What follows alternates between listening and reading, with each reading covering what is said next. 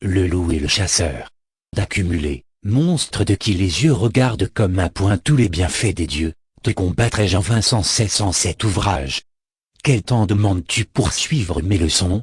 L'homme, sourd à ma voix comme à celle du sage, ne dira-t-il jamais, c'est assez, jouissons. À toi, mon ami, tu n'as pas tant à vivre. Je te rebats ce mot, car il vaut tout un livre, jouis. Je le ferai. Mais quand donc? Dès demain. Eh, mon ami, la mort te peut prendre en chemin, jouis dès aujourd'hui. Redoute un sort semblable à celui du chasseur et du loup de ma fable. Le premier de son arc avait mis bas un daim. Un faon de biche passe, et le voilà soudain compagnon du défunt, tous deux gisent sur l'herbe. La proie était honnête, un daim avec un faon.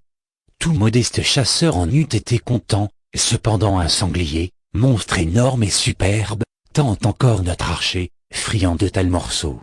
Autre habitant du Styx, la parque et ses ciseaux avec peine y mordaient. La déesse infernale reprit à plusieurs fois l'heure au monstre fatal. De la force du coup pourtant il s'abattit. C'était assez de bien. Mais quoi? Rien ne remplit les vastes appétits d'un faiseur de conquête. Dans le temps que le porc revient à soi, l'archer voit le long d'un sillon une perdrix marcher. Surcroît chétif aux autres têtes, de son arc toutefois il bande les ressorts.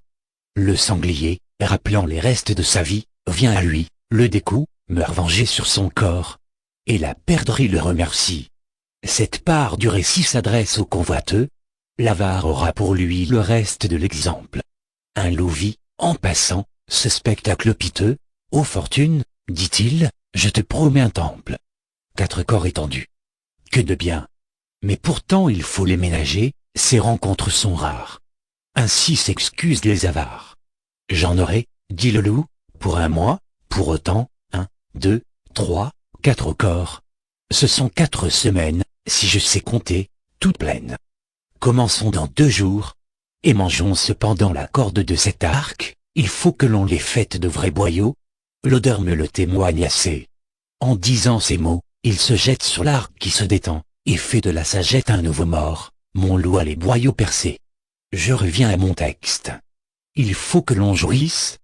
Témoin ces 2 gloutons, punis d'un sort commun, la convoitise perdit l'un, l'autre périt par l'avarice.